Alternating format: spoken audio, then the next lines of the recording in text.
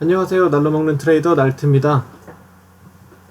시작을 위해서 우선 파이썬으로 코딩을 할 수 있는 환경을 만들 거예요.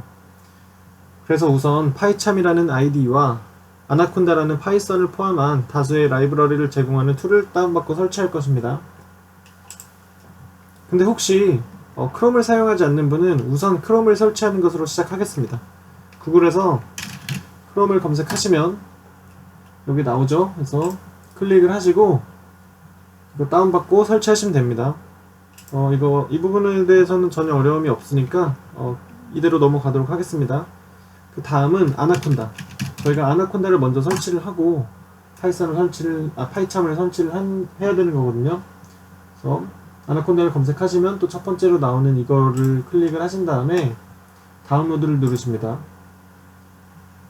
그러면 이제 여기 다운받을 수 있는 여러 가지가 나오는데 저희는 윈도우즈를 쓸 거예요. 왜냐면 키움 API는 32비트 윈도우즈만이 제공합니다. 따라서 32비트 윈도우즈를 다운을 받고요. 첫 번째로. 그 다음에 또 받아야 되는 게 64비트도 받을 겁니다. 왜냐면 저희가 쿠다라던가 딥러닝은 64비트만 또 지원이 되기 때문에 64비트도 다운을 받도록 하겠습니다. 자, 그리고 나서 다운받는 동안에 파이참을 다운받도록 하겠습니다.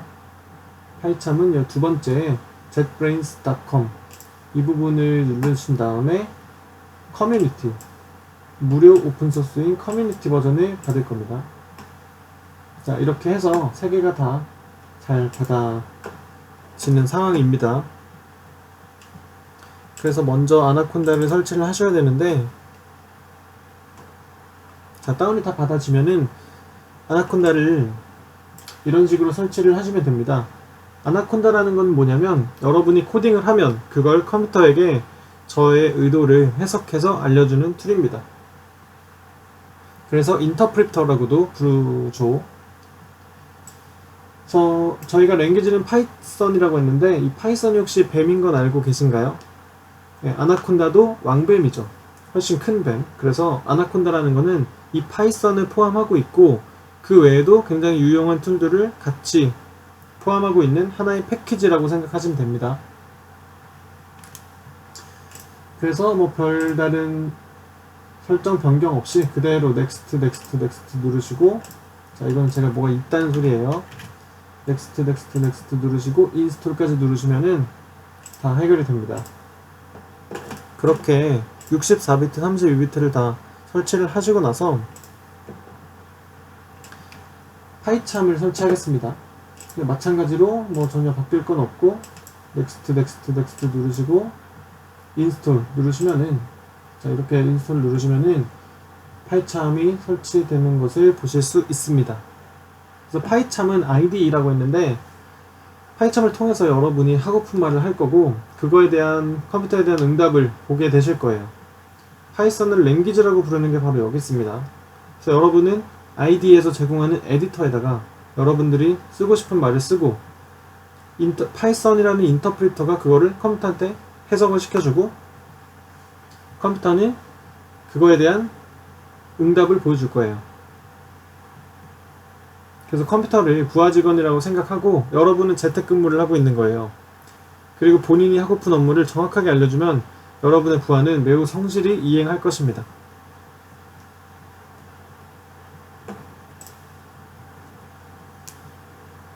자, 그런 식으로 이제 파이썬을 근데 이제 파이썬 프로젝트를 시작하기 전에 여러분이 이제 파이참의 기본적인 인터프리터를 설정하는 방법이 있는데요. 그 부분에 대해서 보여드리도록 하겠습니다. 자, 파이참을 실행할게요. 바로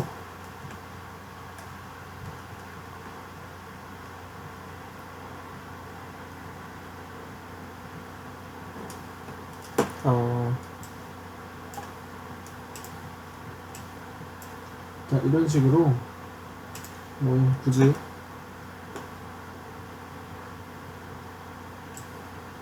자, 하게 되면은 이렇게 파이참이 시작됐죠. 저희는 아직 프로젝트가 없는 상태니까 뉴 프로젝트를 누를 거예요. 자, 그렇게 되면은 기본적으로 파이참은 버추얼 인바이러먼트로 되게 돼 있거든요. 자, 근데 우선 저희의 프로젝트는 날강두 프로젝트니까 날, 강, 두 라고 명명을 먼저 하고, 이 방식을 이제 저희는 인터프리터를 지정하는 방식으로 바꿀 거예요. 저희가 아나콘다를 설치했기 때문에, 자, 이런 식으로 아나콘다가 지정이 돼 있죠. 여러분이 미리 아나콘다를 설치를 잘 하셨다면은 이렇게 자동으로 디텍션이 될 텐데, 만약에 이게 자동으로 안 된다라고 하신다면은 여기 옆에 있는 이 부분을 누르신 다음에 아나콘다 여러분이 설치한 부분에다가 들어가서 찾으시면 됩니다. 자, 이렇게 OK를 하고,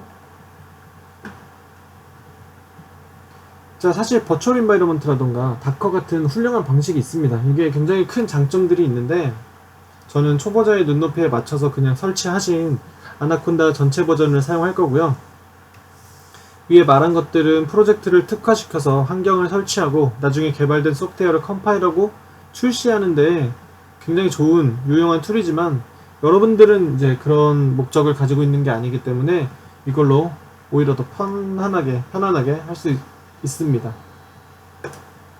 뭐 잘하시는 분들이라면 본인의 입맛에 맞춰서 하시면 되고요. 자, 그렇게 해서 이제 날강두 프로젝트를 생성하겠습니다. 자, 이런 식으로 이제 저희가 프로젝트가 완성이 됐고, 여러분들이 이제 코딩을 할 수 있는 환경이 주어진 거예요. 자, 이 부분이 바로 에디터라고 합니다. 자, 근데 코딩을 하기 전에 우리가 데이터를 어디서 무료로 받는지에 대해서 궁금하실 거예요. 근데 일단 데이터를 받기 전에 어떤 종목이 있는지부터도 중요하겠죠. 데이터를 요청하려면 특정 종목 코드를 알아야 하니까요. 그렇다면은 가장 최우선적으로 주식 리스트는 어디서 구하는지 먼저 보도록 하겠습니다.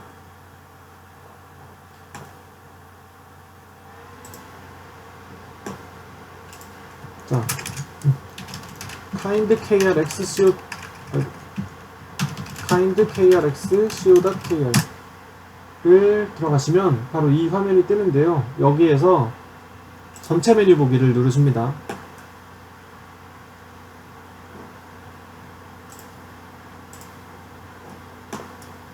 자, 그 다음에 여기 보시면 상장 법인 목록이라는 게 있어요.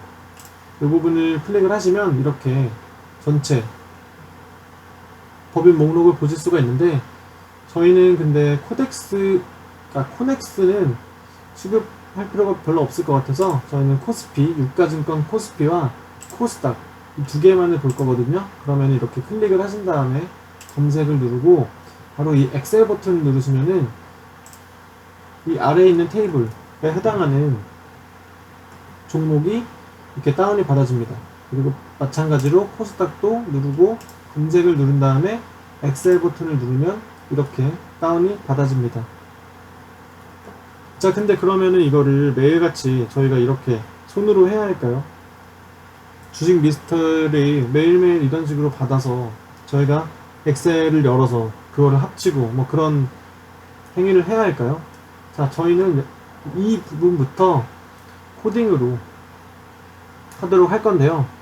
자, 여기서부터 살짝 어지러울 수 있습니다. 잘 따라 보시기 부탁드립니다. 여러분들 여기에서 F12 버튼을 누르면 개발자 모드가 나옵니다. 그 중에서 여러분들은 네트워크를 누를 거예요. 그리고 지금 방금 여러분들이 이 화면에서 이 엑셀 버튼을 누르면 엑셀 파일이 다운을 받아졌죠. 그 부분을 누를 거예요. 그럼 여기에 뭐가 뜨네요.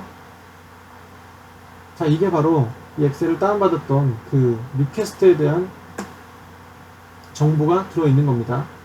이렇게 보시면 헤더를 보시면 여기에 리퀘스트 URL이 이렇게 나와 있네요. 자, 이 부분에 카피를 할게요. 여러분, 그래서 우리가 일단은 이거를 그냥 여기다가 복사를 합니다. 일단은 자, 지금 코딩하는 거 아니니까 너무 패닉에 빠지지 마시고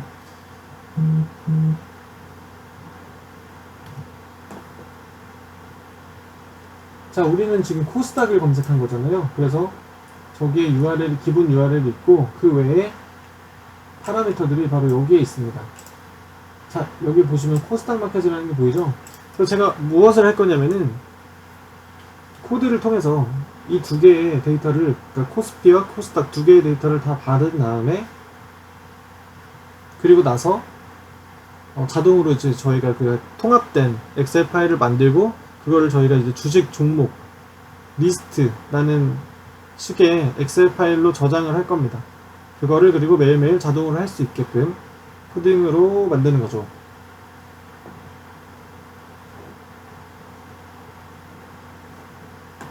자, 우선 코딩을 하기 전에 저는 모든 코드를 OOP로 짤 거예요. OOP라는 것은 Object Oriented Programming입니다.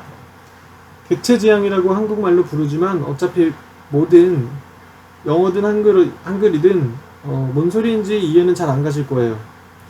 그래서 일상생활의 예를 들어서 설명을 할게요. 여러분이 여행을 가시면 기본적으로 무조건 필요한 물품들이 있죠. 치약, 칫솔, 샴푸 이런 것들. 이걸 원래 집에서 쓰시는 걸 가져간다면 매우 불편하잖아요. 준비할 때 따로따로 챙겨야 되고, 샴푸, 워시 이런 건 또 부피가 크고, 그래서 휴대용 세면 세치 도구 같은 게 있으면 굉장히 편할 겁니다. 뭔지는 아실 거예요. 제가 말씀드리는 게 하나의 백에 작은 샴푸, 치약, 칫솔, 워시, 면도기 이런 것들이 들어있는 것이죠. 이렇게 되면 여행을 갈 때 그것을 챙기는데 시간도 줄이고 들고 다니기도 굉장히 편하겠죠. 이런 게 OOP라고 생각하시면 돼요. 필요한 걸 다 백에 넣어서 한 방에 들고 다니는 거예요. 그리고 딱 필요한 것만 잘 넣고 다니면 가볍고 편하게 다니실 수 있겠죠. 근데 반면에 여러분이 4인 가족이 있고 아들, 딸이 있다고 가정할게요. 그러면 남녀 2명씩 있는 거죠. 그래서 남녀로 2개의 휴대용 세면도구를 들고 여행을 갑니다. 근데 그렇게 되면은 분명히 중복돼서 들고 가는 것도 있겠죠. 워시 이런 거 같은 경우에.